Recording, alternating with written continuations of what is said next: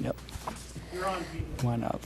Right. Good evening. Welcome to the Enrollment and Facility Study Commission.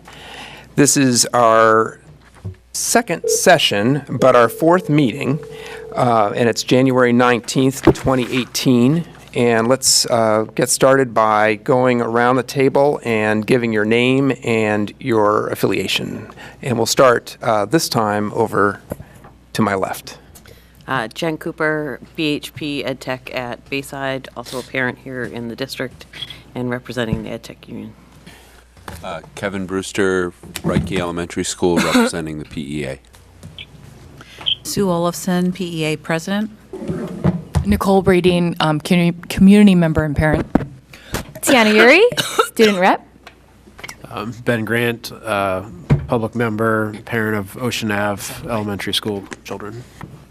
Ayos Ali, large counselor, parent, Portland High School. Alicia Gardner, executive director of budget and finance, not a member of the commission. Javier Botana, superintendent. Peter Eglinton, community member. Marnie Morioni, school board member, District 5, and also a parent of 2 students at Deering High School. Kim Cook, I'm on the City Council for District 5 and have 3 kids in our schools. Chris Dana, community member and Longfellow parent. Caitlin LeClaire, principal at King Middle School, PAA representative. Sheila Jepson, principal at Portland High School, representing Portland administrators. Cheryl Crowley, I have 3 students, 1 currently here and 2 who have graduated through the school system, and I am a community member representing Island Schools. Thank you. And if everything worked out the way we planned, we have David Brenneman on the phone. Are you on, David? All right. Maybe it didn't go as planned. Oh, yes, he's on. All right. Success. So our agenda tonight, we have quite a packed schedule. And I thank everyone for being willing to start late and end late. We'll hopefully get everything done by 9 o'clock. So tonight we'll review our norms, then the objectives for today. Then we will be turning to our consultants for the last of our background information, which is on our enrollment projections.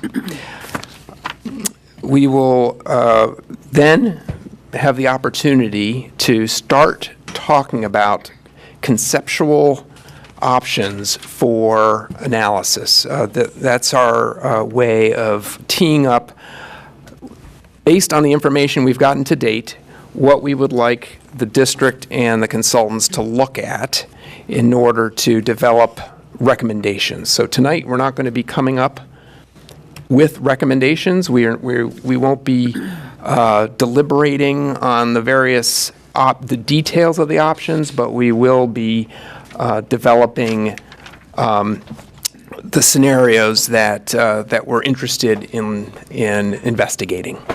Okay. And then to do that, we'll be splitting up into small groups for a short time. And that'll give everyone an opportunity to contribute at least easier than it is in this large group. And then we'll come back together and report out on what the small groups discussed. And then we'll talk a little bit about next steps. So with that, we've already had our introductions of the members of the commission. The norms is start and end on time. A black mark for tonight, but we'll do better next time. Assume positive intent, and I'm going to walk through these. I didn't do it bullet by bullet last time, but I think it's important for tonight because we will be breaking up into small groups, and these are the norms that we'll be using in that setting as well. So assume positive intent, welcome and encourage all input, have a clear purpose and agenda for the meetings, provide sufficient time for discussion and be mindful of the outcomes, work together to reach decisions others can support while understanding that constructive disagreements on issues and approaches are part of collaborative work. Take ownership of the ideas that you put forth, and limit or eliminate off-topic use of technology. Are there any questions or comments on the norms? These are the same ones we've been carrying to date. All right. Great. So the objectives for today are twofold. One is to learn about the enrollment trends that we're seeing, and really to have in mind when we're looking at future space needs in our schools. So we've already taken a look at the baseline conditions and have a sense for where we might have some space, but that could change depending on how many students we're expecting in the coming years. And then we will talk about these efficiency options that we'd like to analyze and prioritize really at our next meeting, and then understand next steps in our process. So with that, let me turn to the superintendent to walk through meeting notes from last time. So I do not have the meeting notes in front of me, but they are a part of the packet that was on board docs. So if you want to review those and let me know if there's anything that is missing in there that you would want to talk about. All right. And are there any follow-up items from last time to review? There are not. There are none. Okay. So with that, we're ready for our presentation on enrollment projections. So let me introduce our consultant team that's here today. I think everybody on the commission will remember John Thomas. John is the principal of Thomas & Williamson, the firm that is helping to manage the process under contract with Davis Demographics. And today with us is Adan Navarrete, who is a demographer with Davis Demographics, and he's going to be starting the presentation today because today we are, as Peter mentioned, we are looking at the projections out to 2025. So that's the last sort of piece of the data puzzle. After we're done with that, we will have looked at our budget situation, sort of the reason for this commission's existence, as well as our current utilization at both the elementary and secondary, and now what our projections look out into the future. So, Adan, I'm going to turn it over to you and let you take it from here. Good evening. Good evening. Thank you for allowing me to be here, and just want to thank you all, and hopefully we can give you some good numbers here that we can go over. All right. So the first thing I'd like to do is probably heard from Davis Demographics. We've been in business for the last 25 years. We have over 250 clients nationwide. In over 40 different states. Okay. What we do is we have partnered with Esri, which is the largest GIS software company in the world, and we actually partnered with them to come up with our software that allows us to generate these projections. How we generate these projections is we actually take your student file, get geocoded students, and based on the areas of enrollment is where we come up with your numbers that we have currently set out for these 2025 projections. Okay. Historical resident student counts. The last 3 years that I have for 2016, there was 6,225.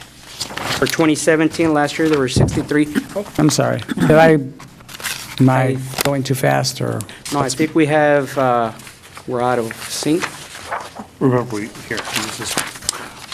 We moved we moved the historical analysis to first so that we could level set around the previous, that was something that John and I talked about, Great. so we have that first. That's okay. Apologize.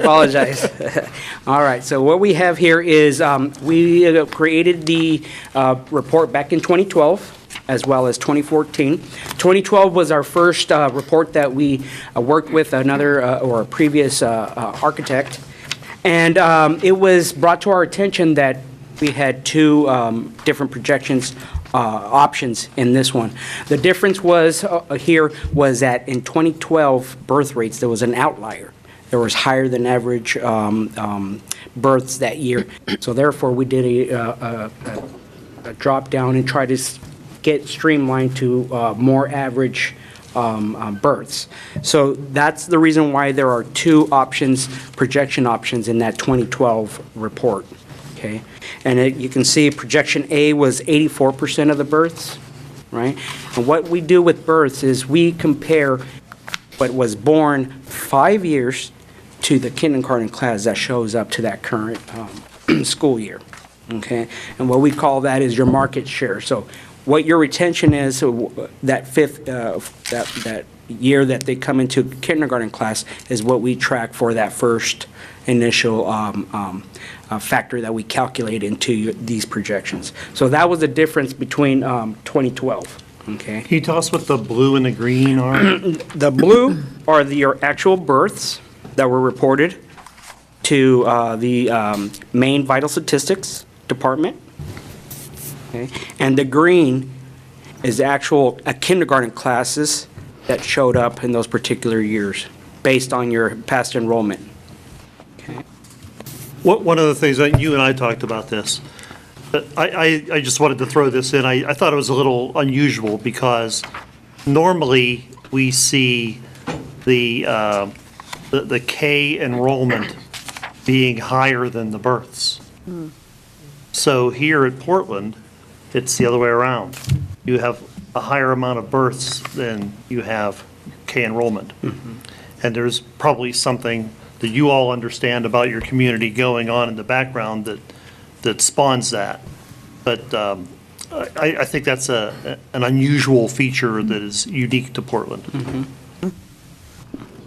And the blue, of course, again, continued with the births. The purple were those estimated K-class projection A at 84%. Okay, so those were the estimated class kindergarten classes. The orange are the projection B kindergarten classes at 75%. Okay.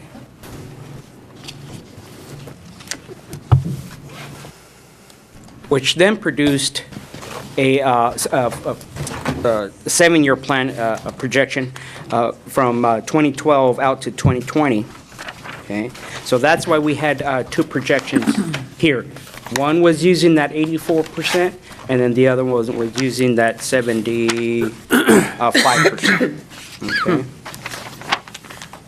So now as you look back, what do you think? That projection B should have been the one that we would have based it off of, right?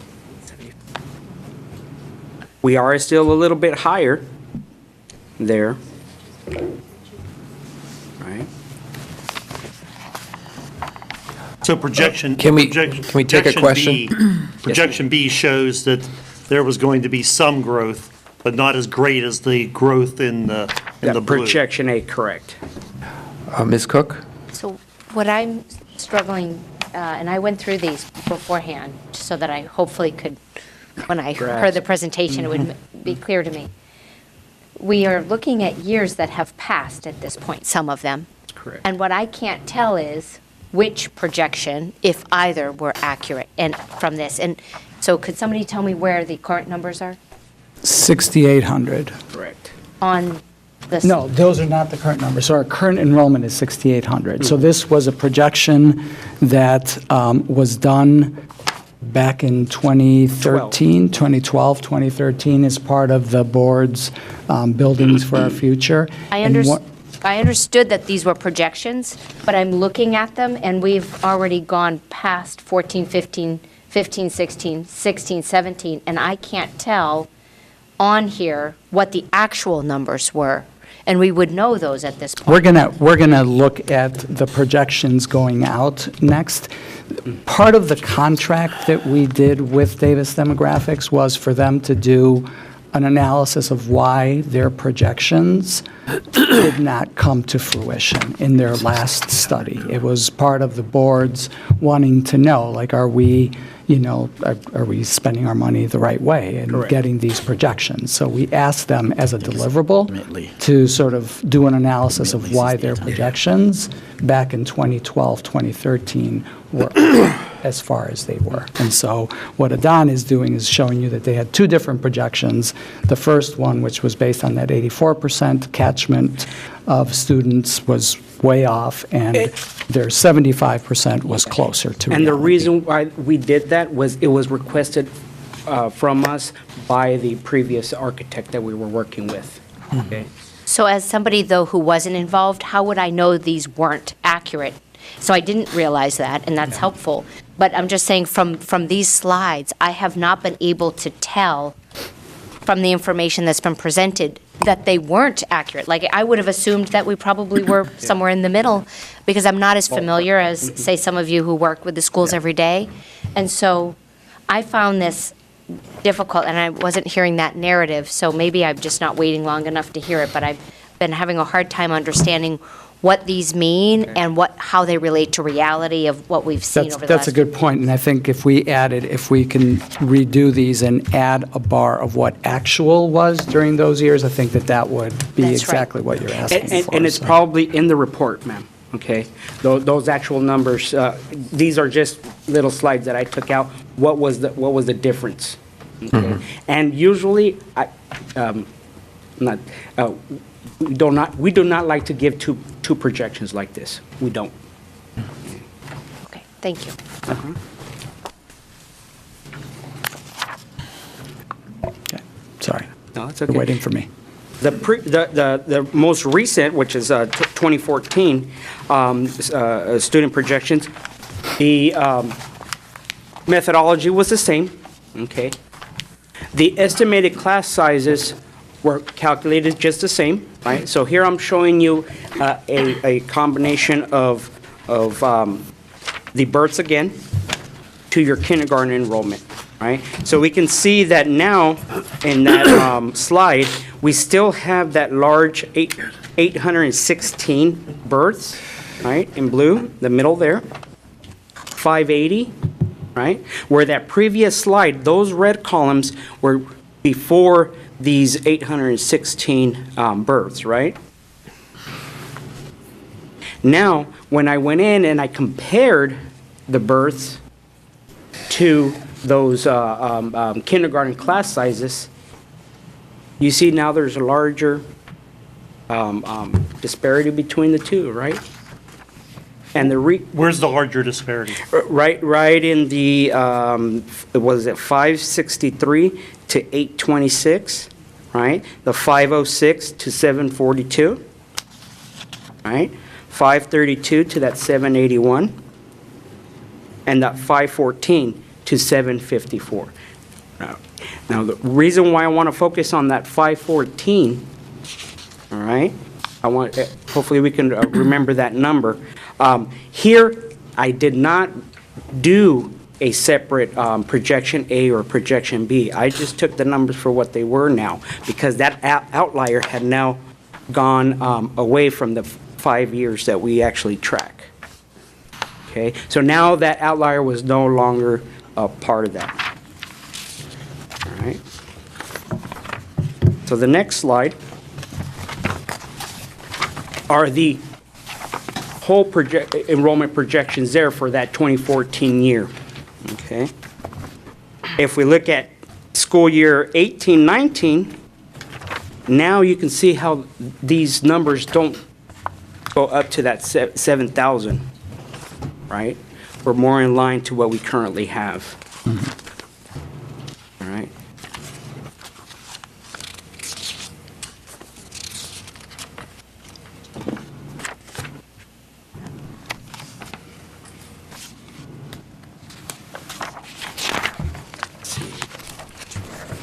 want to go to the next slide, Javier, please? Okay.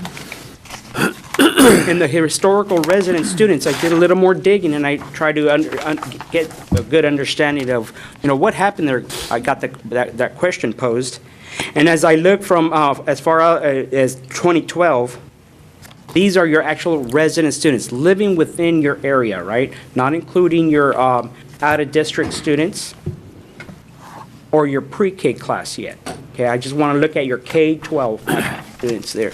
And we can see that we go from 6794, 2012, 6793, 2013, 6775 in 2014. But in 2015, it drops down to 6267. 500, wow. That's a lot. So in 2014, I started seeing the numbers of 6775. That was my base number of resident students living within your school district. We have a question from the Mr. obvious Dana. question, what's the delta between the 6,800 and the 6,362? Close to 500 students. No, I know I can do the math, but Javier said Oh, we I'm have a sorry. current enrollment of 6,800. Yes, sir. And this is saying 6,362? Well, these are resident students, students living within the area. Okay, current, I you can don't see. know that they understand what that is. You need to Well, go down a little deeper. Correct. Right now, what we're looking at is school year 2012, that final column, you're up to 6362. Resident students, meaning students living within your area. So we have 500 Okay. that don't live here. And so you can see the delta there, it's almost, 400 students? What would a non-resident student? Non-resident students, sorry, go ahead. So I just want Alicia to explain something because I was not aware of this and she just mentioned it, so. So the state changed how they were reporting students for financial purposes, which was likely the year shift that you're seeing there. So when we used to get credit for students, it would be all students that lived in Portland, regardless of whether they went to Portland schools or not. So that's makes total sense. If they went to like a superintendent agreement school or they went elsewhere, we would be responsible, the Portland budget would have that essentially tuition and we would send it out to them. The state then changed how they were reporting that. So the 62, 67 and that change every year was literally Portland students that lived in Portland and went to Portland schools. And we no longer were responsible for those kids that went elsewhere that we sort of didn't get credit for anymore. So that makes perfect sense. It didn't mean we lost 500 students in our schools. It meant that the way that student data had to be reported through the state was different. So they were no longer reported as Portland students, whereas literally the year before, they were reported as Portland students, and we had to pay funds to go out. I wondered how we lost 500 in a year. So, And that's how. and then obviously the difference could be vice versa, students that lived elsewhere and that we then got credit for. So just to give people here a background as to 500 people didn't walk out the door in one year. Yeah, there was just a change. Can I just want to get clarification, but the current enrollment of approximately 6,800, there's 440 difference between the 63, 62, and that, so there's 116 pre-K students. Is it true that there's 320-ish out-of-area students that are attending the school? It's close to 300. Okay. Yeah. And those are students who are here, those are students that are here on superintendent agreements. It's also homeless students. We're still unpacking that, and we'll talk a little bit about some of the limitations in the data later, so. And students at paths who are out of district, within district, so if they're in district, if they live in Portland and they attend paths, they're counted, but if they live somewhere else, they're not. Yeah, and they're not, PATH students are not counted in here, other than as students who are enrolled at Casco Bay, Portland, and Deering. So that's the only way. Oh, they're I see, counted. right, because So- they'd be enrolled at one of the other schools. Yeah, that's right. Got it. Great. Any other questions about the information so far? All right. Thank you. All right. Thank you for that clarification. So now we're moving into the present Yes, sir. and into the future. Correct. Okay. So I also have 2015 to 2018 detailed here, which is current 2018. K-5, you're looking at 2967, right? And including those 114.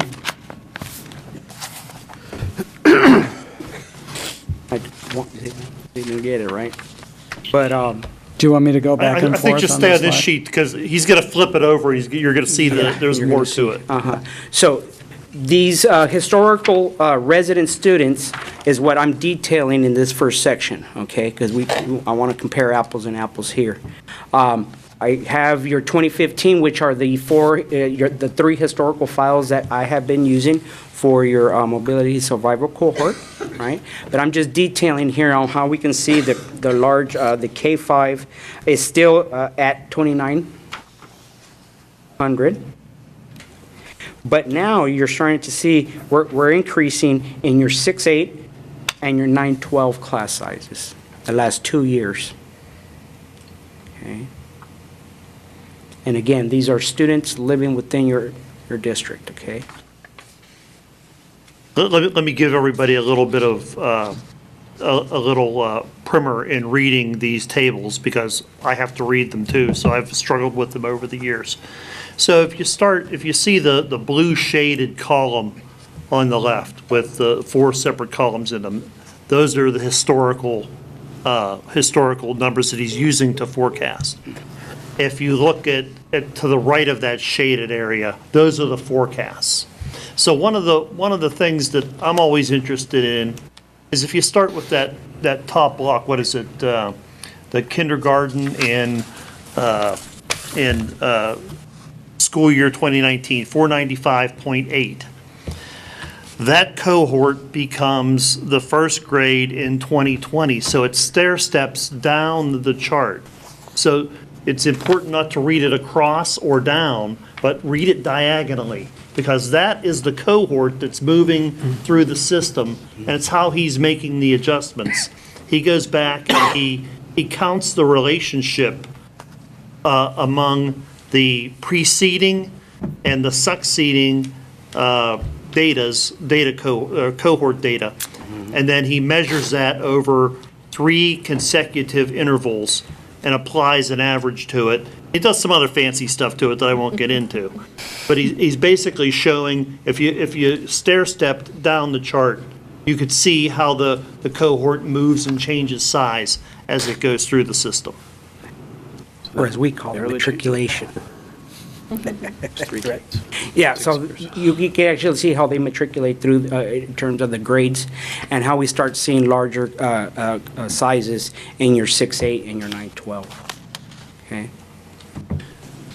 And this data also, there's some upstream spawning of the data that's influenced by the birth rate. So he's correlated that higher births to lower K enrollment. So he's looked at the relationship of having the higher birth rates and the lower K enrollment 5 years later over a number of years, and he sees what the relationship is. And then that starts the whole process. And I've also taken into consideration development, or here in Portland is redevelopment, where structures are being remodeled, either for single-family attached or for apartment type of units. And of course, as we know, those units are more mobile, right? A single-family attached, you own it, so you're not going to move as much as at an apartment or a duplex or a triplex. Okay, so I did take into call the city, and I did get work with them and added those in here. And I am seeing you'll get this in the report, I am seeing a larger concentration in those type of units. And again, in your high schools, age kids. Okay. Next slide. Yeah. Next slide. Yeah. And again, we did this, Javier and I did this to Adon, so we have to apologize for this. This is these two charts stack up on, the previous chart and this one, they stack up on top of each other, so you read these columns down. Mm-hmm. So now we're adding your pre-K class, your out-of-district students, right? You know, we're still working on those. Unmatched is that I could not reconcile that student's residence address, whether it's because of protective flag or we didn't have that PO box. So now we can actually see your totals, and that includes all of your, not only your resident students, but also your pre-K and the rest of your out-of-district students there. Ms. Morioni? Yes, ma'am. How do you factor in those students that are going to any of our other, like, private schools? The only students that we utilized were your actual students that are currently enrolled in Portland Public Schools. I guess I'm confused at how you go from the birth number to, I don't know. And that's strictly for your K class, okay? Your births is a factor that's applied just to your K class because they were born 5 years ago. Right? And then we take a trend of trying to see, you know, what actually showed up. So we just apply that strictly to your kindergarten class, okay? Let me give you a non-demographer answer. So that's a question that pops up all the time. So they start with a birth, they make it into K. There's if you have a negative retention rate, which you have here, it's a fraction. So instead of like being 1.1 or 1.2, which would be a 10% or a 20% increase from your births to your K enrollment, you're negative. So you're 90% or 80%. So that 10% or 20%, 90 or 80, the difference between the births and the enrollment, those are the differences, kids going to private schools, kids moving out of the school district, all of the above is in that number. And if you measure it consistently the same way over a number of years, you can see what the standard relationship is from the translation from one cohort to another. Now let's go further in. I think this is more to your question. As you go further in and you see maybe there's a Catholic school that only teaches till 8th grade. So you see this abundance of kids coming into the school. You have a certain amount of 8th graders, and you would think that if you followed that stair step through the process, that same amount would show up, but all of a sudden more show up because they leave the Catholic schools and come to the public schools, as an example. One of the things you see. One of the other things you see, and I see it with birth and K enrollment all the time, is years ago when you didn't have a lot of private K, you would see a big jump from K to 1. And a lot of times the demographers would look at that and they'd say, let's do a birth to K, and let's also do a birth to 1, because we might be missing the kids that are in the private kindergarten programs. So it's just, as long as you're measuring against the upstream data in a consistent way, you'll take care of those operational problems in the system, like private schools and so on. And did that answer your question? Yeah. Okay. I think that this is something, it's kind of hard to get used to seeing it presented like this. And I know, I mean, these guys do it all the time. But from a reader, it's like, what's this really saying? And if you could see how the relationships are connected, I think it makes it a little easier to understand. Yes, sir. Mr. Ali? I was going to say that how do we factor in the new arrivals who come in with large number of students? Because via the city manager, we always receive that X number of families arrived last week, and they came with maybe 10 or 12 kids, and that happens almost every week. What we do is we track your snapshot year to year, right? So your snapshot date, October 1st, that gets reported to your state. That's the sampling that we do. So every snapshot are the students that we're actually looking at, these numbers here. So I would say, just like we're observing that not all the kids that are born they're going somewhere else. Conversely, there are other kids that aren't born here that are coming in. And I think that's what you're pointing out. So that has a positive in-migration effect inside their data. And we capture it at the snapshot. And Mr. Brewster? Thanks. Javier, do we have numbers from multilingual about whether that's a flat line, if it's increasing or decreasing? How many foreign-born students are entering the schools? It's fairly stable. It's fairly stable. But I think just to Counselor Lee's question, if you look, for example, at 2015's ninth grade class and you follow that all the way to the 2018 school year, you can see how that in-migration is factored in from 444 students to 507. So you can see how that gets actually factored in, so it is in their numbers. Thank you. And as long as you're repeating the same process over and over again, that will work. If something weird happens, like the change in the 500 students, it kind of throws a wrench into the machine. Ms. Cook? Ms. Cook? Thank you. I wonder if, I know you said we're an outlier in that we have more births than we have heading into kindergarten. Is that common in urban areas where families tend to then move to the suburbs before their Yes, kids? it's more common in urban areas than suburban areas. And so Suburban areas are completely the opposite. Right. So it's really, although we're an outlier, we're maybe not an outlier for an urban area with multiple suburbs. And especially for what the housing market, the local housing market is being geared towards. And so that, it may not be a discussion for right now, but the reason for that, I think, is important for us to think about, or the school board to think about in the years to come, because we may not like the answer we get for the reasons for that, and it may help us in figuring out how to move forward with our schools in the future. Thank Good you. point. Ms. Morioni? Not to go too deep into that, but just to think too, like if the council and the city is looking more into affordable housing, that, the changes like that could have a big impact too of how many families decide to stay in Portland potentially too.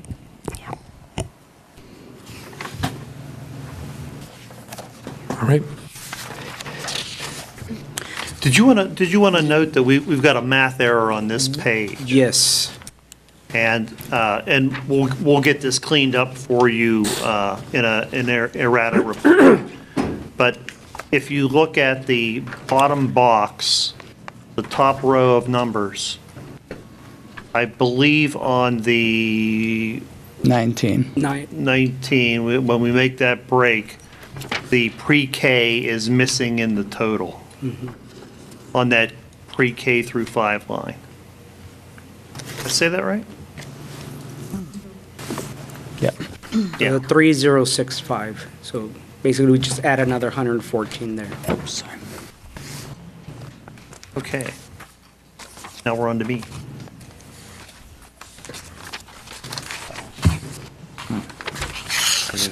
We're on to you? Yeah. Okay. Okay, so my boxes are shifted around a little bit, but let me explain to you what I was trying to convey graphically. So as we spoke at the last meeting, I was trying to, and actually you did this meeting before me for the elementary. We have this notion of capacity, and then we also talk about how much of that capacity we should reasonably use.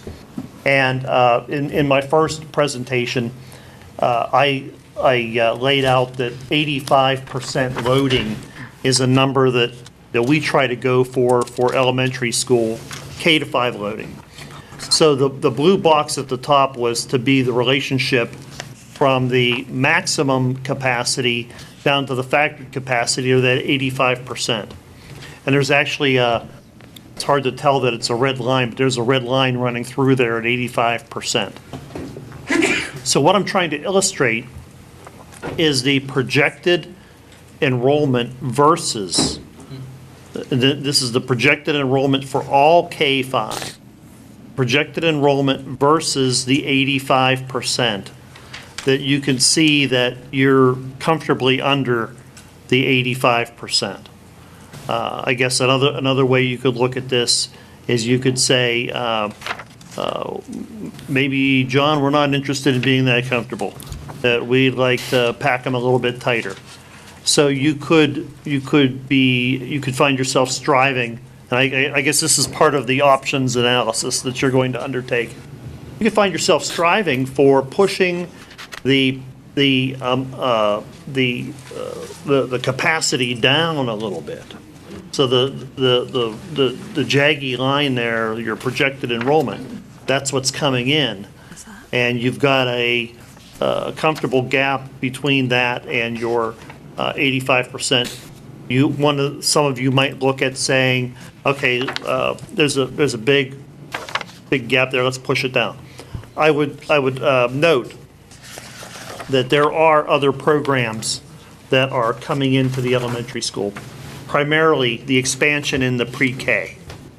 So I know that the pre-K program expansion is one that you're all embracing, and that has started before we arrived on the scene here, and I know that that's in the works. So I would say if you're looking at dropping the capacity, that you be cognizant of the room that you need to operate not only pre-K, but other special ed programs that take away capacity, and you have to offer up that capacity, that non-traditional standard regular purpose classroom capacity.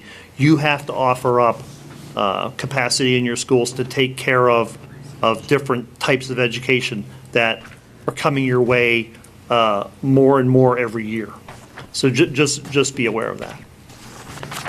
Everybody get the concept of this line? And it's a little tough to see at this scale, but if you go back to 2016 and you see that there was a little uptick in enrollment, and then it gradually is tapering back to, let's go out to like 2023. It gets down to about the same enrollment. This is a bubble. It's a very flat bubble. It's not a as the statisticians say, a leptokurtotic distribution. It's a platykurtotic distribution, and with just a little bit of variation toward the center. So what we see is that there was a larger group that moved through your system, and it's moving out. Now, having said that, let's go on to the next one. Let's see where they're going. There they are. They're moving out of the elementary, and they're moving into the middle. The same concept here. My blue box is a little distorted. It needs to be in sync with the red line that's up at the top. And here you can see that there's more room between the capacity line at capacity lines at what? I can't even read it on my print. Which I said it, I believe, 70% loading. So there's more room. Now there's more students coming in because the bubble is coming through. It looks like it's hitting its peak out in 2021. On the printed copies, you can see the 70%. It's showing accurately. Yeah, I think it depends whether you printed it from an Apple product or a PDF. I'm trying to look at it on my phone, on my Mac, and on the print, and I can't make heads or tails of it. But so you have the dashed vertical line is the current date. It should be right on top of 2018, and then you can see that there's plenty of room between the highest point of the curve in the projected enrollment and the overall capacity, as well as the 70% loading. Next. Let's move on to the high school. And again, you kind of see the same thing here, just delayed a little bit further out, that the bubble moves through the high school after it moves through the middle school. But again, once again, and again, let's pay close attention to, I've pushed the bar up to 90%. I want to try to get you to get accustomed to running the high schools at 90% because they are a subject-centered scheduling process that you're using. So you should be able to pack them a little bit tighter. And as compare and contrast with the 70% that I showed you in the middle school, and I explained that middle schools have inherent challenges because of the way they group their kids. We went through that all last time, but here's where I'm tying together capacities with the projected enrollments. Any questions on these thus far? All right, let's move on. Just Ms. Cook? what I think would be helpful, and I can't do the numbers quickly enough, is I see on each of these what sort of the recommended loading is on the percent. Yeah. And then I see the numbers as they go across, but just to sort of get a sense for, so what, and I know we went over this last time, but I can't remember all the Sure. percentages. So what are we running on each of these? What do these numbers tell us what we're running as far as a percent on the average? And so I can tell it's below 85%, say on the elementary. but So I would it be don't helpful to remember. put in like the equivalent of an error bar where we put a line connected to the loading line from the projected enrollment and list a percentage each year as we go? I think that's what she's asking. Or just, yeah, or even just sort of like, what's the average? If 85% is up here, we're running maybe at, I don't remember, 75%. I'm not sure. Same thing, you know, on each, just to get a sense for sort of how big is that gap? Sure. I'll add those bars for the final report. Thank you. And just, you know, if anybody's wondering, it is about 75 to 76% was the average, so. Okay.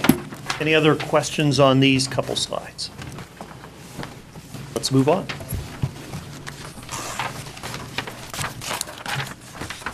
I wanted to give you a little illustration here.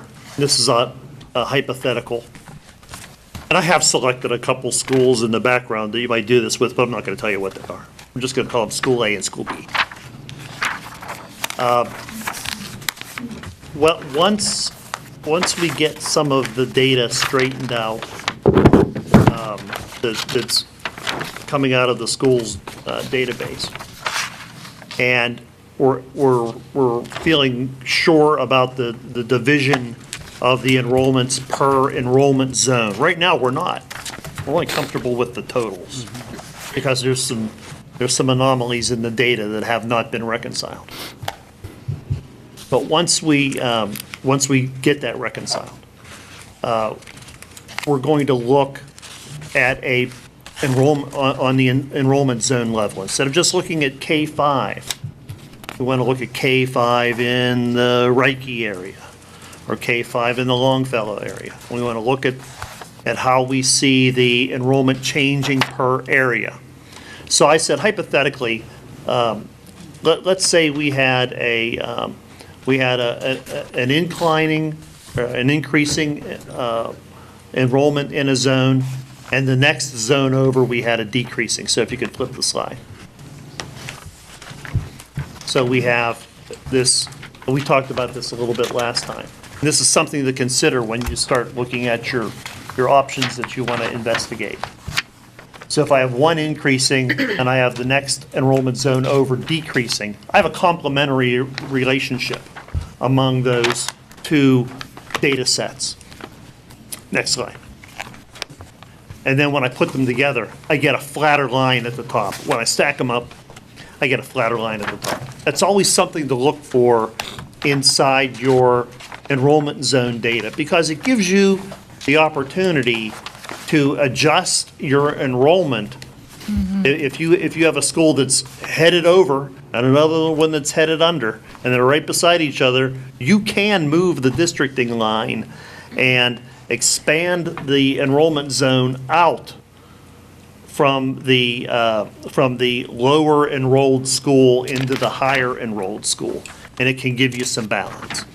So that's, to tell you the truth, that's really how I met these guys, is I was always finding the need with my clients, mainly my suburban clients, who had their enrollment zones weren't really configured to work consistently because they were out of balance.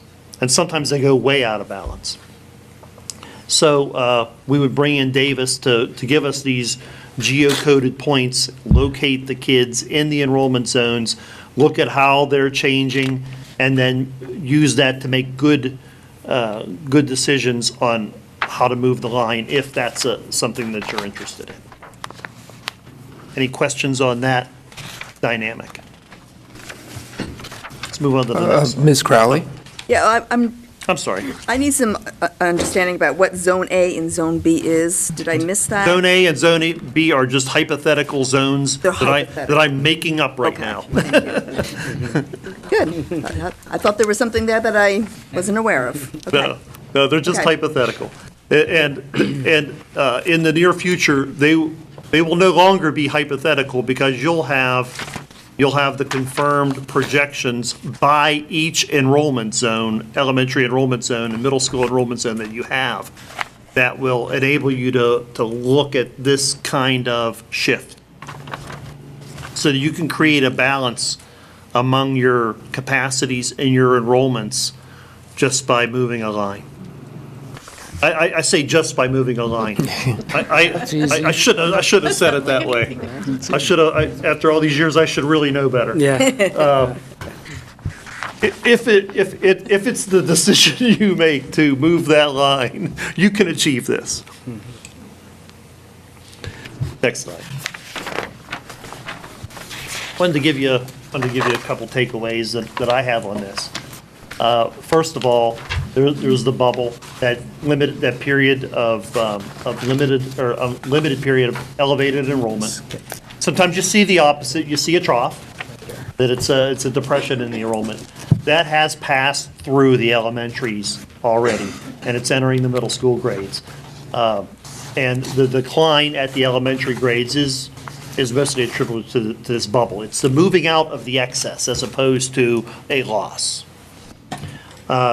Point two, the elementary enrollment does show a gradual decline over the forecast. And just so that we're getting our scales of significance together, I really see this as steady enrollment, even though it's showing a decline. If you look at it from the big picture, it's really kind of uneventful. It's not a huge decline. It's a very slight decline. Number three, the bubble will pass through the middle schools. It'll give you it'll cause a temporary increase in the utilization rate. There's still plenty of room to grow in the current middle school configuration. And I think, Counselor Cook, I think this is an example of more data that you want. You know, we looked at the peak and we said that it peaks at 62.6%. Yeah, I was looking for So that your gap. suggestion is let's put that on a bar and hit it each year. We'll do that. You'll be able to see what direction it's going. And number four, likewise, the increase in the high school and utilization rates will occur because you're seeing that bubble move into the high school, and that will peak at 75.5% in 2024. Any questions or other observations? Ms. Morioni? This is a little bit off the data, except, so we've had over when we have a new school, either renovated or built, we do projections with data, with Davis demographics, like our Rose School that we just had, and we're trending that, okay, it's going to remain relatively flat, maybe a little bit of an increase, but it's actually big surge, much larger increase in enrollment in that school that seems to happen because of renovations and enrollment or a new school. So I just wanted to ask, taking into account that we do have one school being currently renovated, 3 on deck to be renovated, was that also taken into account in terms of projections? I know we're not looking exactly at the schools individually right now, but moving forward, when we do look at each school, is that taken into account I at all? would have to say that is not in there. Correct. Because I think that has, That's not accurate? I would say that the effect of, and I don't know a better term for this, the better marketing of the school, because it's a newer school and it can become more popular, I don't think that would be in Don's retention rates. Oh, I see. No. I thought you meant it's not accurate that we are seeing an increase in that. No, I think it's accurate that you are. Okay. But I'm just saying that I don't see that as a factor. It's a real factor, Yeah, but I don't think it's included in his analysis. okay. Just something to keep in mind, I guess. I saw this years ago. I worked with a school district that did a massive consolidation. And it was one where they had all their industry disappeared, and they went to a Princeton plan, which meant they had a K through 2 elementary, primary, a 3, 4, 5 intermediate, a middle school, and a high school. So they closed 7 elementary schools and ended up having 2, 1 primary and 1 intermediate. And they actually had a Spanish immersion program in the school, and it became so popular that it became like a magnet, drawing people to move into the area. It's very hard to predict that that's going to happen. It can happen. If you offer a new and improved service and people really like it, it's like we made the observation that we saw that the birth was higher than the K. Sometimes there's a marketing effect and an improvement, process improvement effect that goes into your system, and it can actually start to recover those lost births that are going out of your system. That can happen. I'm remaining hopeful. Yeah. It's something to keep in the back of your mind. I just, went to the mayor's discussion, and you guys have some very bright ideas on the horizon that very exciting things that you're looking at, and if you have faith in that all those things are going to take off, don't go riding your capacity too close to your enrollment line, would be my advice. Other questions?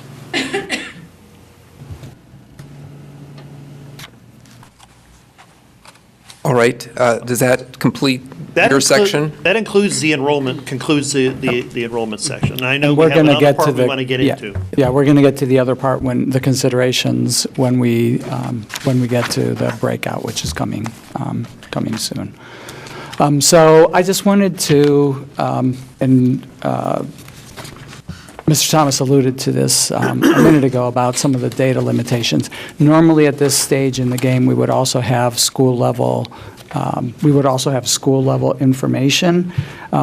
In the last week, we discovered some issues with the data that we provided to Davis Demographics, and so we are fairly confident in the total district numbers, but not so much around the school by school. So we are working to clean that up and believe that we will have that turned around in a week. That is not critical information for the point that we are at right now. That would be critical information if we were doing what John was talking about with trying to make amendments to boundaries and things along those lines. But for our purposes today, it's the sort of the key takeaway is our enrollment is generally flat not evenly so that provides a little bit of complication around the bubble that's moving through the elementary schools, eventually into the middle schools and high schools. But that overall, we won't see a precipitous drop in enrollment or very significant increase in population either. The other thing that I wanted to bring to your attention, and I think, these guys do a great job, and I think, we know that, like we started with understanding what happened to their projections from 2012 and 13 and, 2014.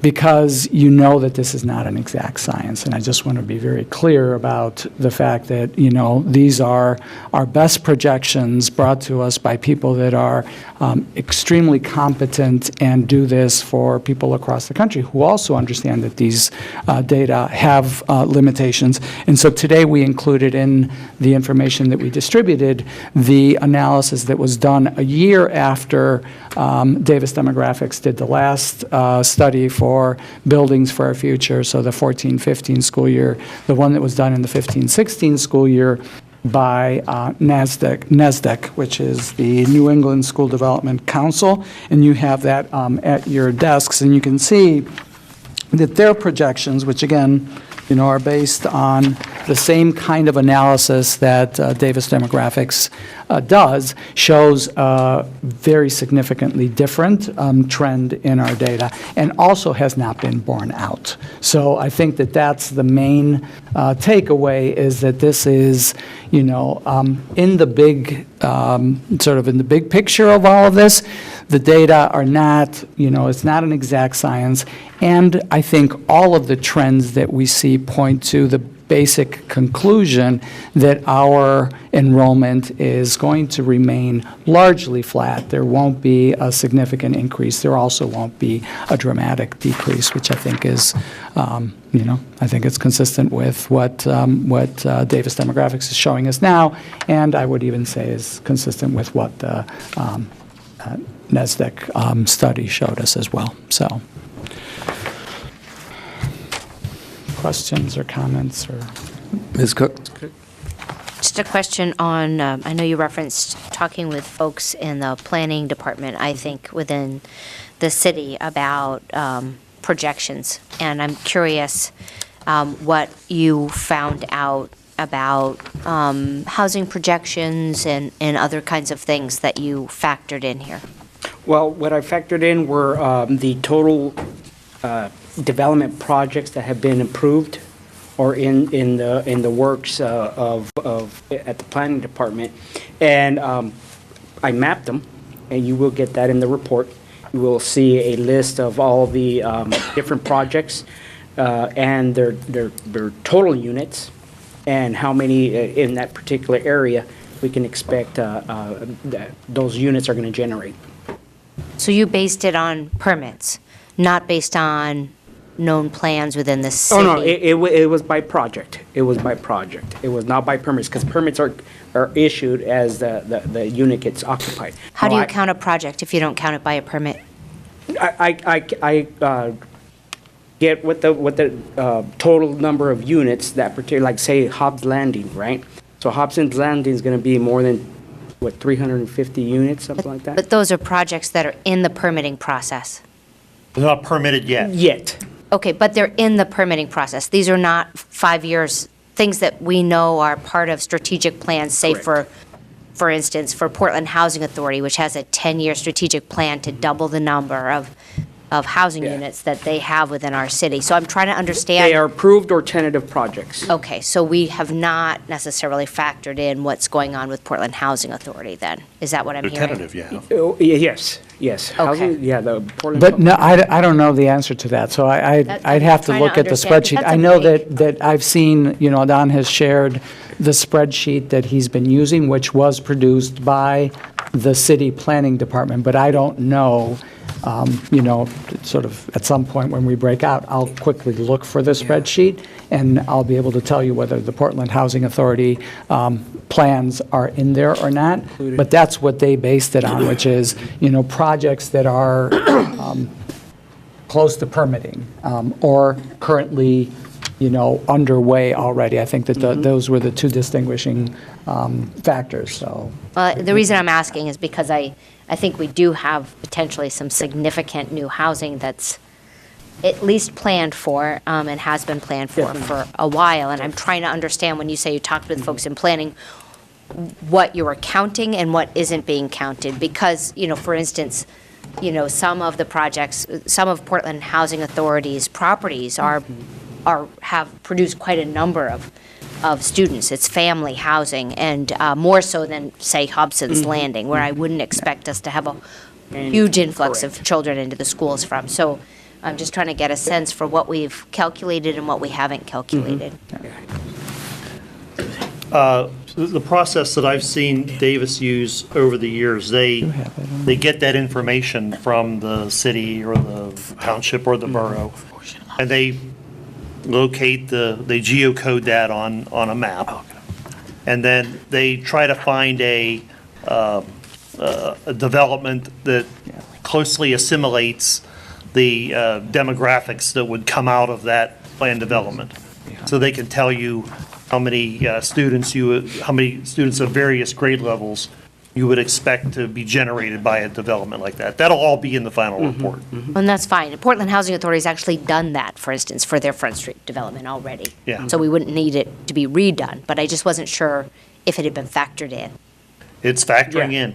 But it's not in the development stage yet, so I'm not sure it is, but that's okay. We'll Javier will We'll look. look during the, If it's a planned the development that breakouts to he's see. put it on his map, if you see it on his map, then he's counting on kids coming out of it. Correct. I'd have to look at which projects that they actually sent us over.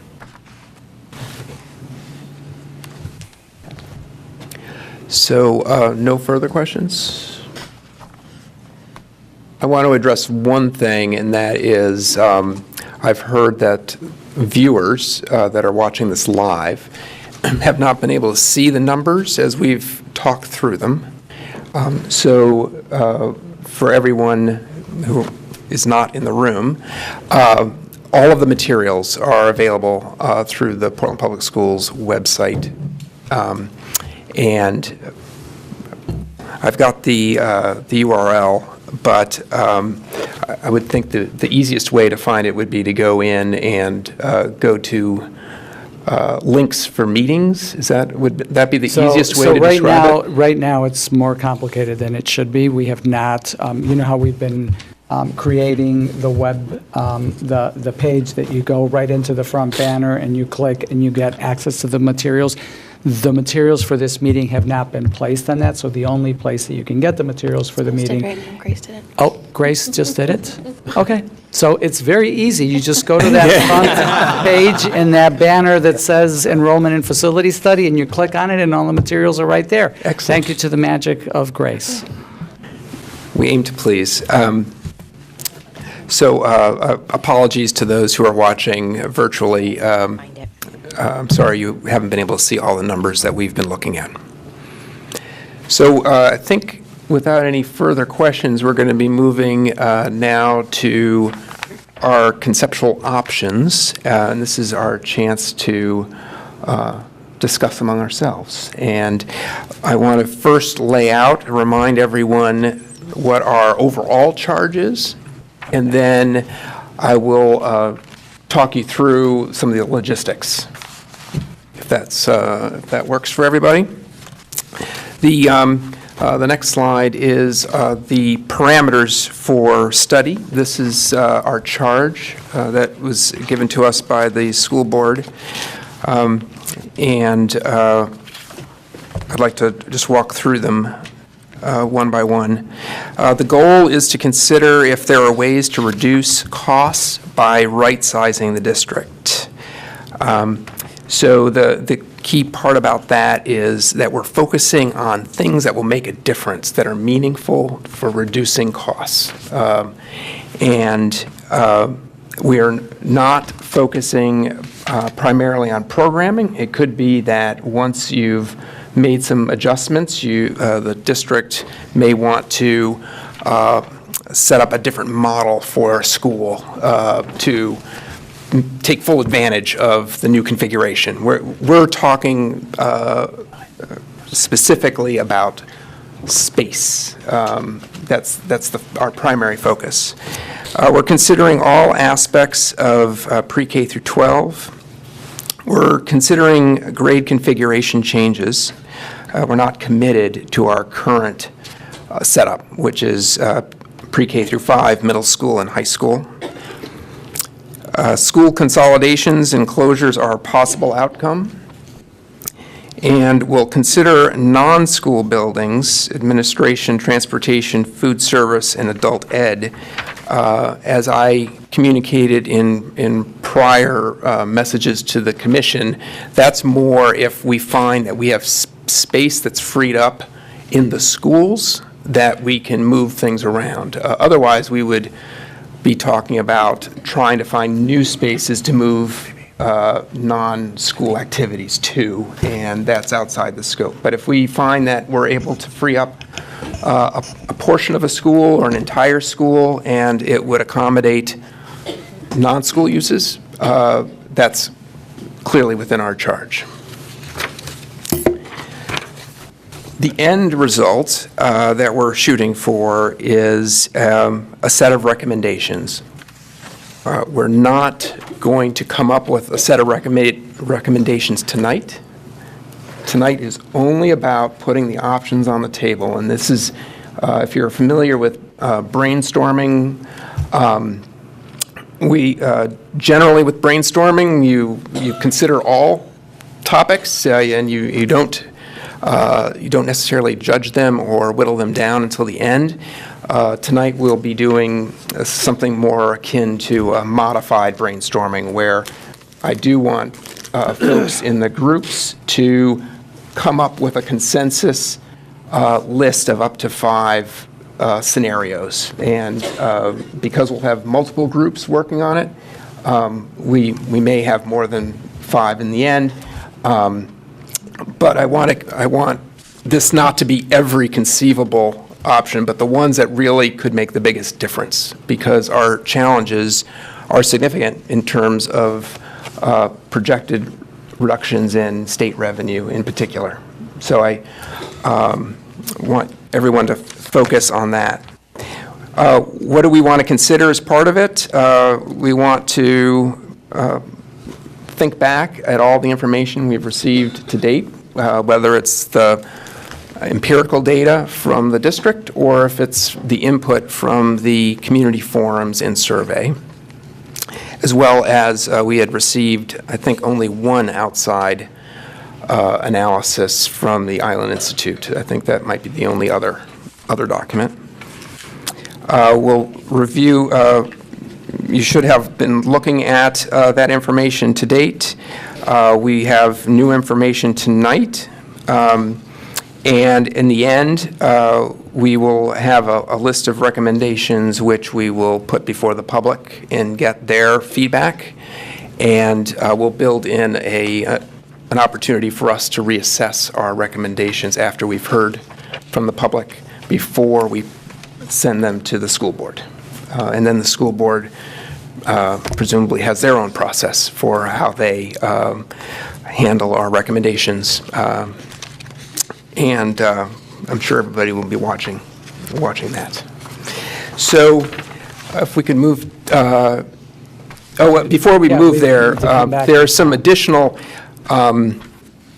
considerations that are now back in your printed packets towards the end that Mr. Thomas has developed, and these are based on their experience in working with other districts on option development. And so I thought it would be helpful to get your insights. So if you could walk us through these considerations. Let me just hit the high points of this. So first of all, I think this is most important. Don't get too fixated on the little upticks and little downticks in enrollment. You're fairly straight line, which makes it a little easier for you to do your options development, because that means you can begin working from the current enrollment. So if you go back to presentation from last time, and the prior presentation that Javier did for me with the percentages of capacity at each school. That's a good starting point, and that data, that relationship of the enrollment to the capacity should be relatively long-lived because we don't see a lot of fluctuation. Number 2, current program offering is to be maintained. You can't, your option can't be we're going to eliminate English class. You have to, that'd be a unique one, but you have to maintain the existing program. So that's probably more important at the secondary levels where you have more program diversity. Or if there is, the second part of it, if there's a feature of the current educational program that's being eliminated or expanded, you should, if you're going to change that status, you should make sure that there's an adoption of that change in the program before you move on to codify your option. Also note, as I mentioned tonight, there are current plans under consideration. Your renovations that you have at Reiki, Zumscott, Lyseth, and Longfellow. Yeah, so you have 4 schools that you're moving into renovations on, and you've been working for some time now on building out your pre-K program. So make sure that you don't ignore that those changes are coming. This one, I probably could have said this better. I could have said it much easier. I said, all options must work within the current space available at the facilities. Let me say it another way. Don't plan on doing building additions. Try to make everything work within the space confines that you have. And I think, let's take Portland High School as an example. You have some space that you've kind of farmed out over there. What's the institute over there on the first floor? Governor Baxter Bayside. School for the Deaf. No. Governor Baxter School for the Deaf. Governor Baxter. So Governor Baxter's using some space in the high school. As you look for your other options, and you say, hey, we want to boost up the capacity of Portland High School, well, we've got to find a place for Governor Baxter. So it can go the other way. It can be recovering space that you're currently farming out.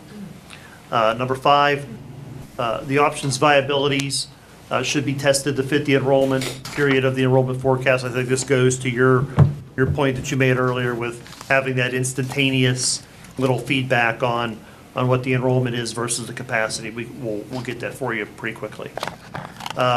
In developing your rough options, it's easiest to try to make it work with the gross utilization rate. Try to make it work with the gross capacity. Difference between your gross capacity and that one that's over in the capacity that's over in column H. Column H is reflecting the amount of student periods that are being scheduled regardless of how many kids are in the school. So there are other things that go on in the school that aren't necessarily scheduled. You have to be cognizant of that. I think for your first go-around, work with the gross capacity. That'd be my advice. I think that's easiest. For the elementary schools, maintain the target section sizes established for the respective grade levels, i.e. there's, 20 for K and 1, 22 for... It's 20 for kindergarten, 23 for, or 22, no. 22. 22 for first, second, and third, or first and second, and then 25 for third, fourth, and fifth. So stick with that, and I understand that's been hotly debated in the past. Maybe you'll come up with some new way of doing it, but stick with that for now. This is one that I haven't seen this not work yet. Having more sections per grade level in a building improves the efficiency. So if you look at being able to have more sections of the same grade level, there's a really easy mathematical reason why that translates to a higher efficiency. It's because you're dividing by a bigger number. And when you divide the overall student body by that larger number, it lets you even out your class sizes. Each section becomes, if you only had 2 sections, or some of us probably remember the one round school building, one classroom for K, one for 1, one for 2, one for 3. Those were the most inefficient buildings on the planet. And it's because if you had a bumper crop of kids come in one year, you had no place to put them.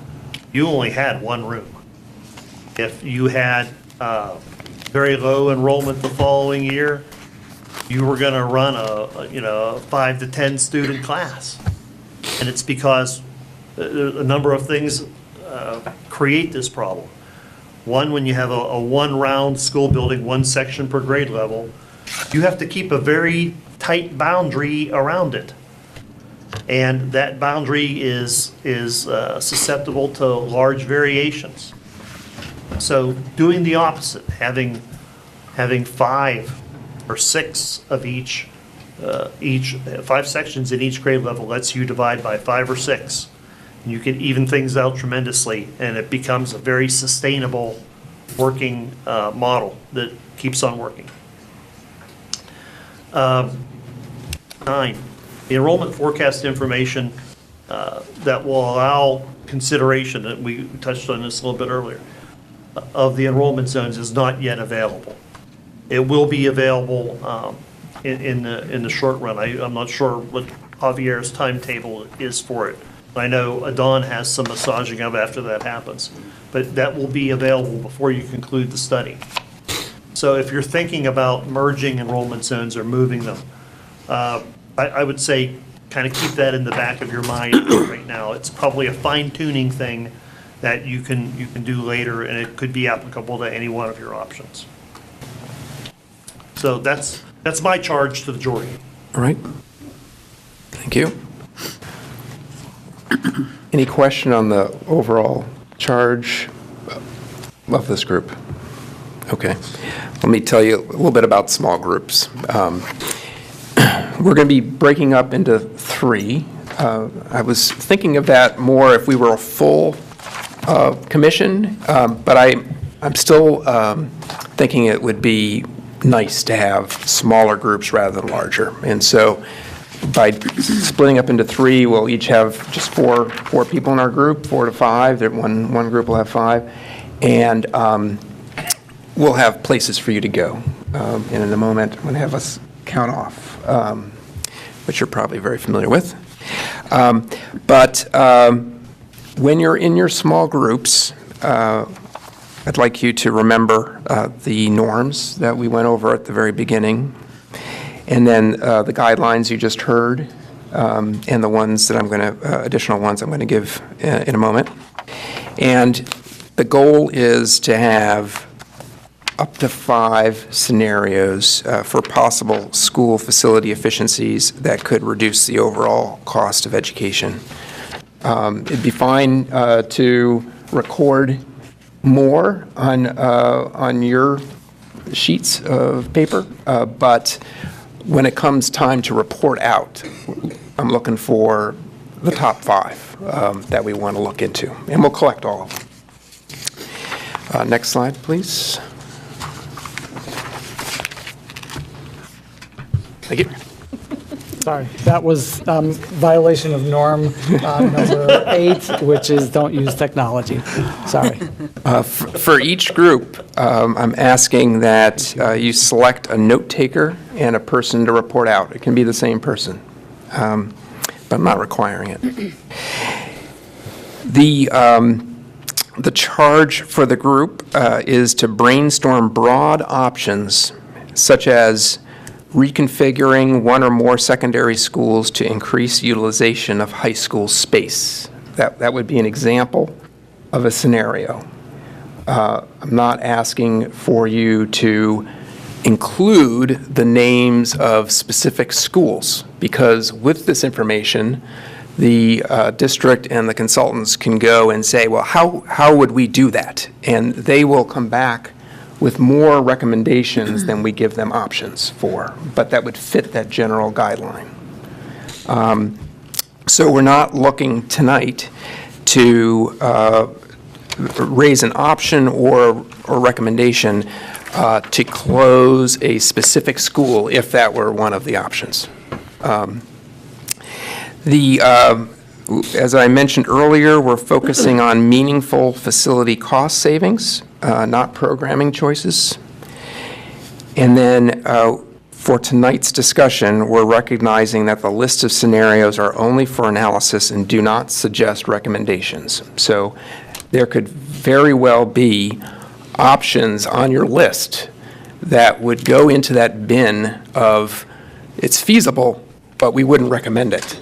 But we certainly need to get more information about it. And it could be something that you've heard come up in discussions with community members or staff, and that we certainly should analyze it.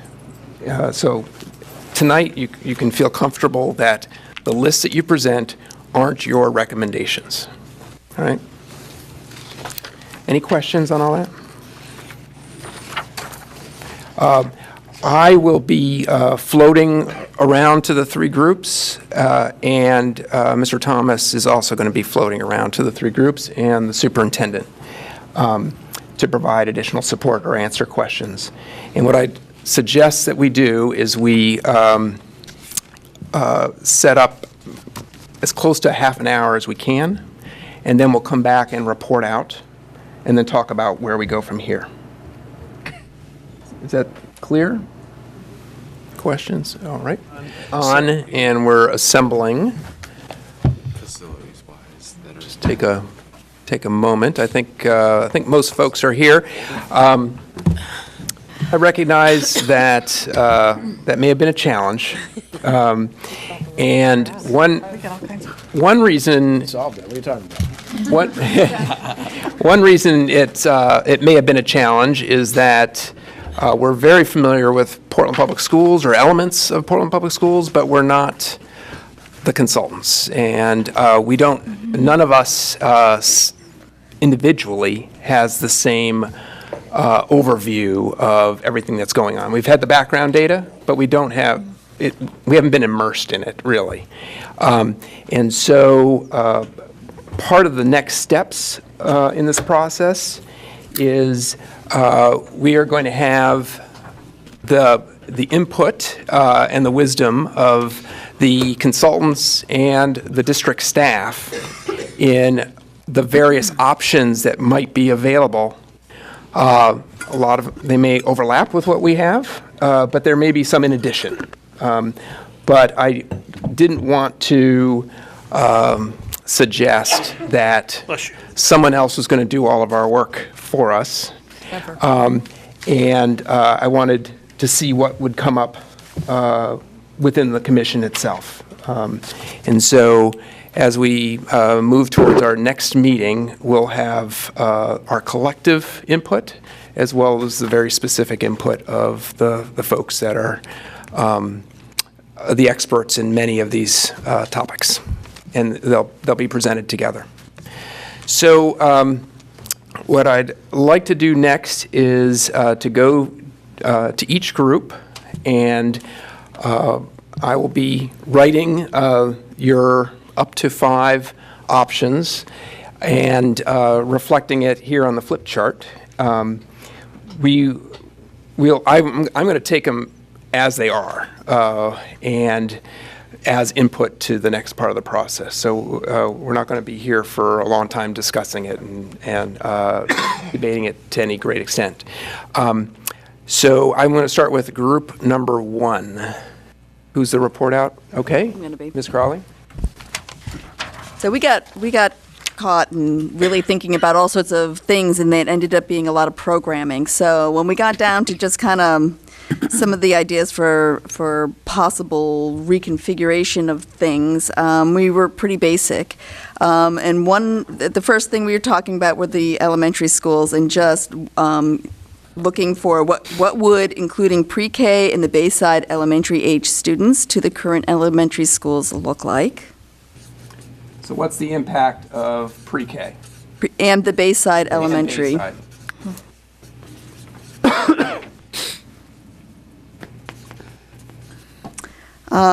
Consider the redistribution of middle school populations, because there's some schools that are in the better areas of percentages and others that are lower. That's just something to be considered. And really, the only other thing we came up with on the high school level was considering including the adult ed in one of the high schools. Again, we got talking about programming and other things, but those, just focusing on facility use, those were the only things we could really think of. Okay.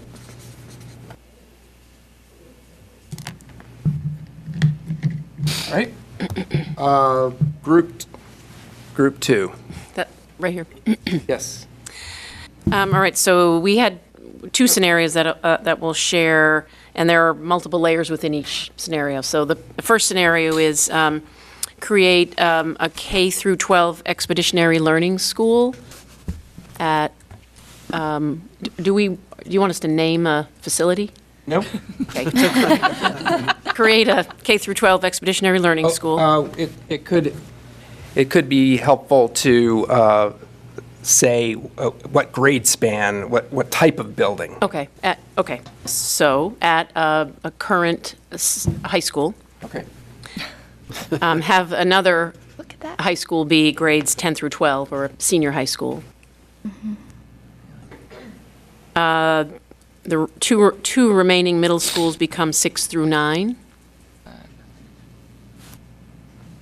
One middle school becomes central office.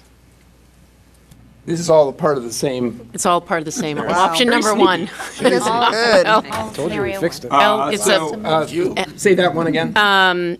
So the two remaining middle schools become 6 through 9, and one middle school becomes central office.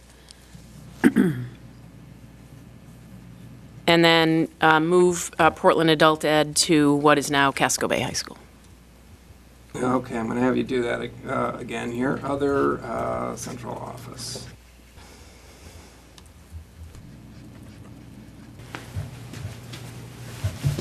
So the other school for 10 through 12, what kind of building is that? A high school. A high school. Yeah. High school. And the 6 through 9 is at the two remaining middle schools? Yes. And then the central office? Is that one of the remaining middle schools? Middle school. Okay. And then move Portland Adult Ed to Paths. And that's in the / same, Casco Bay. To this building. To this building. the same option. Yes, that's in the same option. Very sneaky, okay. You want to, so we have 10 then. Move, That's our first Yes. one. adult ed. Wow.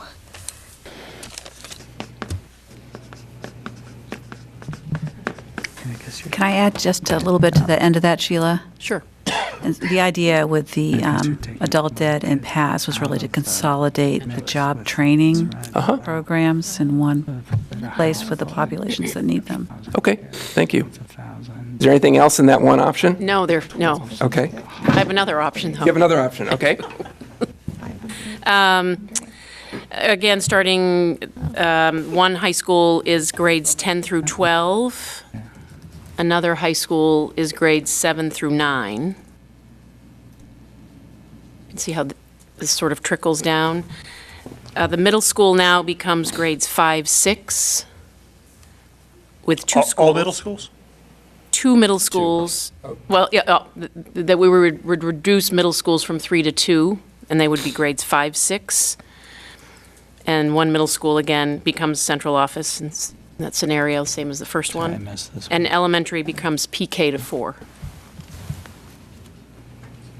Sorry, Sheila, in option 1, I can't follow the math exactly. Was there a reduction in a building? It was a reduction in where Portland Adult Ed is and a reduction in central office building. So 2 buildings. And an elementary school. And an elementary school. Thank you. What was the last? So this first option is closes 1 elementary school. Yes. 1. I wouldn't say. Not, but as far as a building. Oh, okay. Yes. A building. Yes. 1 middle school. No, it doesn't. Adult Ed. Central office. Oh, central office and adult ed. Correct. That's creative. And really, any other administrative functions that could be. Right. Sweep that in. Yeah, what were they, transportation, and I can't remember what else. but Food I mean, services. Right, To the possible. extent that others could be fit within. Yeah. And so the net change for your scenario 2 would be what kind of? Is also reduction in central office. I'm going to say move. Yeah, we didn't flush that one out as much as the first one. but- Okay. I'm going to change the word closes to moves. Thank you. Sure. Yeah, let's go. All right. Anything more on that option? Did you get the elementary becomes pre-K to 4? Across the board? Yes. Pre-K through 4. Yeah, it's still the same number of grades per building, but just Gotcha. changes the. Anything else in that range. option? No. And that's, we don't have any other options. Okay. Any options? I'll flip this back for review before we're done. But I want to move to group 3. Thank you. We grappled deeply with this topic, and out of respect for the further background knowledge that we will receive from our experts, we decided to provide a bird's eye view for our recommendations, and 2 of them.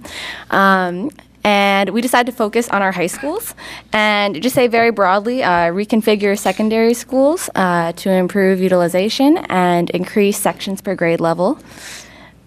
Increase? Sections per grade level.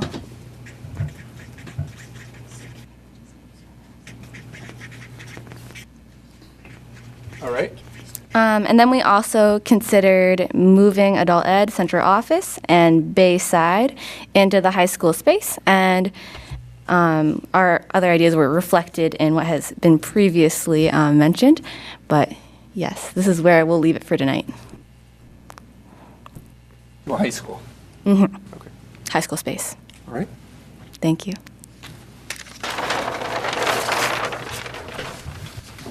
So, thank you. You've filled more than one flip chart. That's excellent. The scenarios that I've captured include generally what's the impact of pre-K and Bayside at the elementary level. I didn't hear a particular change there, but it's an important piece that you'd like Well, it's addressed. putting Bayside out in schools, so that's Yeah. a change. Yeah, okay.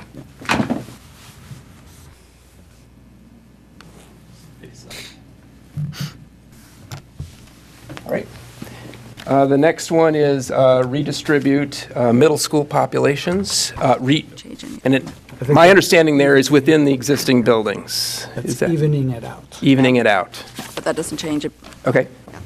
And then include adult ed into a high school. All right? The next set includes creating a K through 12 expeditionary school at the high school, have another school become 10 through 12 at a high school, have at the 2 remaining middle schools, 6 through 9, have central office at one of the middle schools, and move adult ed into pass. That sound accurate? Can I ask a clarifying question on this one? So is the expeditionary school, how many kids are we envisioning there? So is it the combined Presumpscott, Yes. Casco Bay, and King? Yeah, enrollment? 1,130 Okay. current. Thank you. And then the other option is at one high school, 10 through 12, at another high school, 7 through 9, reduce the number of middle schools from 3 to 2 and make them grades 5 and 6.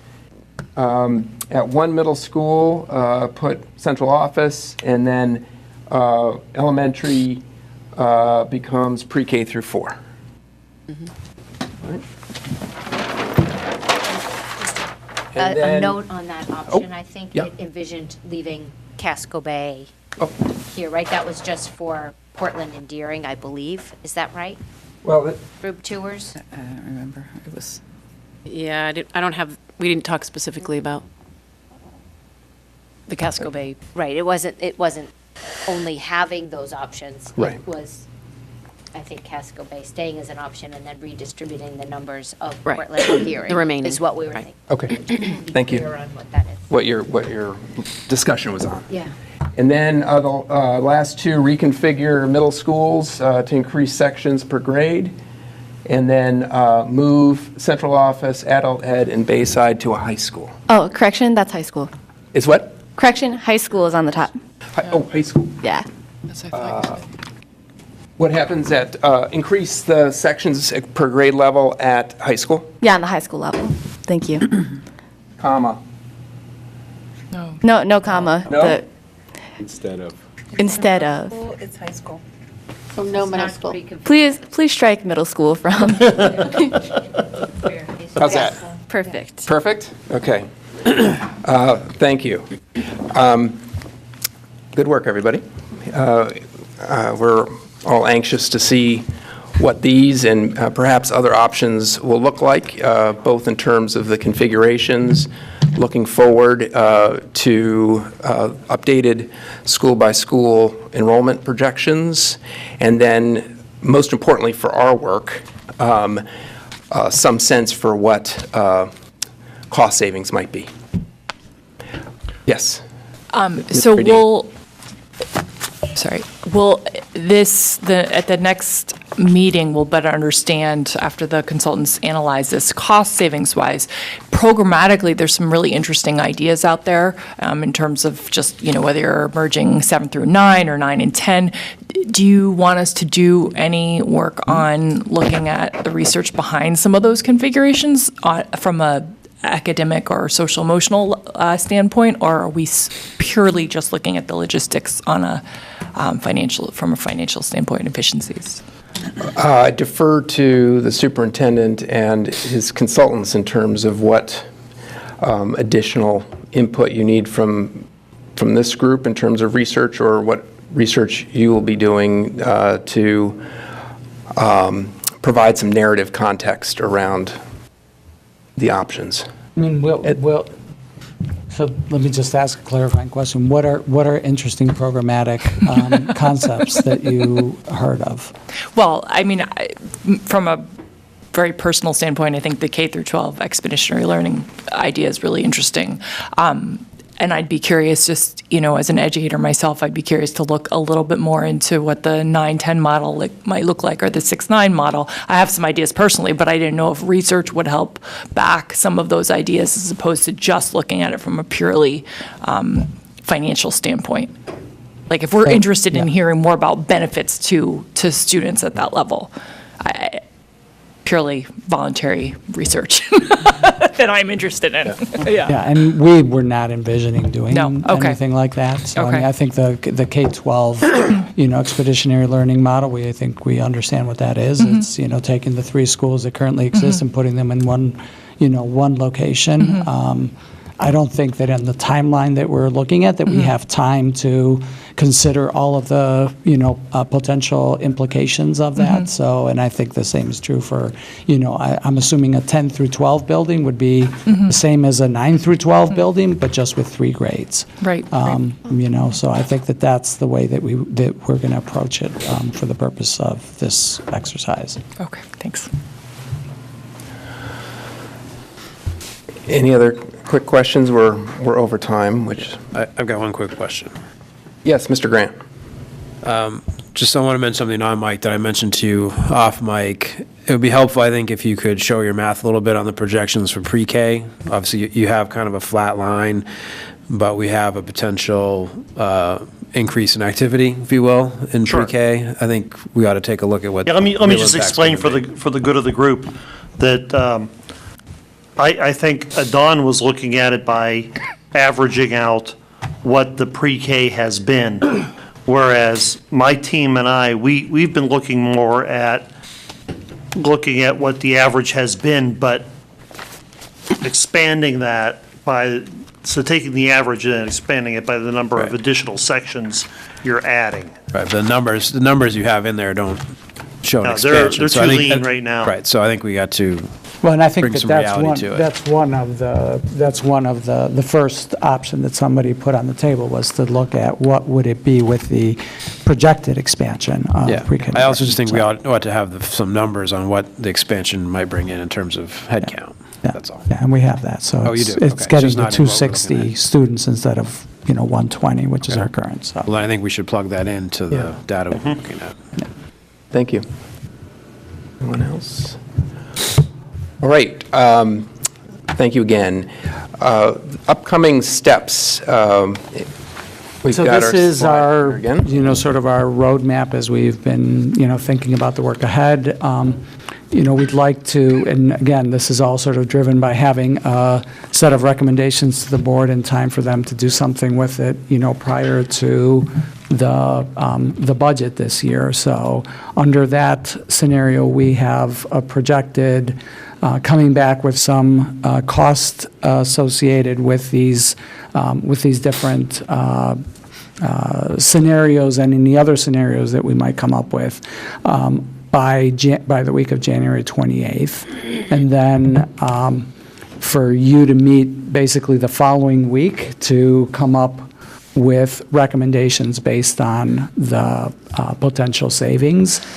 And then the following week have public hearing or hearings so that the community will have an opportunity to weigh in. And then for you to come back, the following week is the school holiday week, so coming back the week of the 25th to come up with final recommendations to submit to the Board of Education. So that's the tentative schedule. So the next piece would be the week of the 28th for us to come back and, as a commission, get some, some projections, some cost savings. And all right, Ms. Morioni.